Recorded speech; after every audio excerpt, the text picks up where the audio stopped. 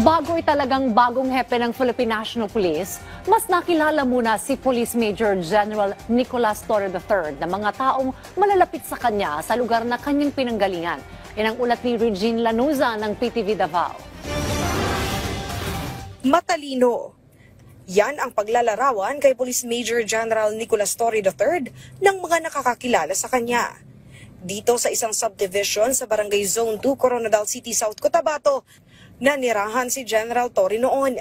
Ayon sa kapitbahay nitong si Remedios Aquino, maliit pa ang bahay nila noon pero respetado at mabuti ang kanilang pamilya. Naging barkada rin ng kanyang anak, si General Torre, kaya alam niyang talagang matalino ito. Bata pa lang ay gusto na nitong may marating sa buhay. Gumraduate itong valedictorian sa Notre Dame of Marbel. Magandang mga pamilya. Nagsisimba kong linggo. Mababait sa mga kapitbahay. Actually, nung lumipat sila sa Iloilo, yung mga gamit nila, pinahingi na lang nila sa kapitbahay yan sa likod. Noong high school, ay sa Coronadal Comprehensive High School na ito nag-aral at naging salutatorian ng Class 1988. Isa sa classmate nito, ang incumbent 2nd District South Cotabato Board member na si Junette Ines Hurtado. Ayon sa kanya, sa likod ng seryosong si General Torre ay ang kwela at makulit na ugali nito.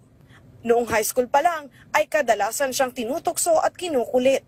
Pero si General Torre rin ang gumagawa ng kanyang math assignment.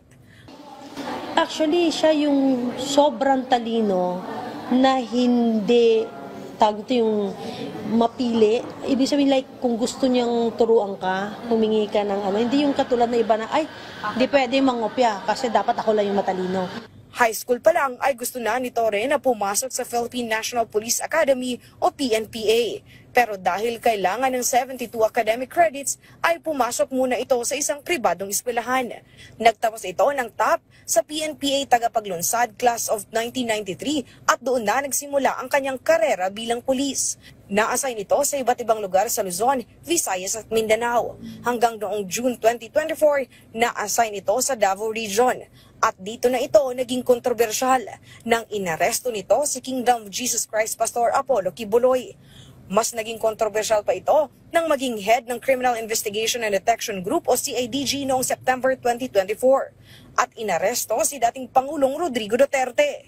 Sa kabila nito ay nagpatuloy pa rin ito sa serbisyo at ngayon nga ay inappoint ni Pangulong Ferdinand Marcos Jr. bilang bagong PNP chief. Kaya naman, naging proud at masaya ang kanyang mga kababayan sa South Cotabato. Congratulations to General Nicolas Torre. So we are proud nga taga-barangay Zone 2 ang magiging next na Chief PNP. Kami mga taga-South Cotabato ay proud sa pagtatalaga ng isang kababayan namin, isang South Cotabateños na maglilid ng Philippine National Police. Inaasahan ang pag-upo nito bilang kapalit ni PNP Chief Police General Romel Francisco Marbil ngayong June 2. Regine Lanuza para sa Pambansang TV sa Bagong Pilipinas.